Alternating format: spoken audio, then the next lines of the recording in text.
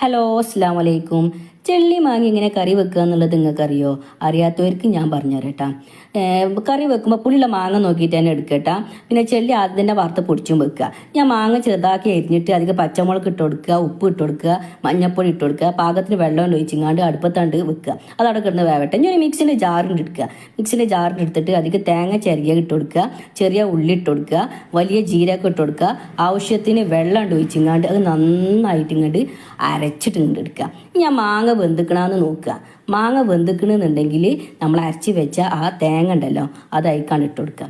ആ തേങ്ങ അയക്കാണ്ട് ഇട്ടിട്ട് തിളച്ച് വല്ല നേരത്തെ നമ്മൾ വറുത്ത് പൊടിച്ച് വെച്ച ചെള്ളി ഉണ്ടല്ലോ ആ ചെള്ളി അയക്കാണ്ട് ഇട്ട് കൊടുക്കുക. അത് ഇട്ട് കൊടുക്കുമ്പോൾ മക്കളെ നല്ലൊരു മണം ഇങ്ങോട്ട് വരാണ്ട് ആ മണം ഇട്ട് വരുന്ന നേരത്ത് വെളിച്ചെണ്ണയിൽ ലേശം കടകും വേപ്പിൻ്റെ ഇലയും വറ്റൽമുളക് ഉണ്ടെങ്കിൽ അതുകൊണ്ട് ഇട്ടുകൊണ്ട് തൂമിച്ചിങ്ങാണ്ട് അടയ്ക്കാണ്ട് ഒഴിച്ചു കൊടുക്കുക. ഇതാണ് മക്കളെ ചെള്ളിക്കറി.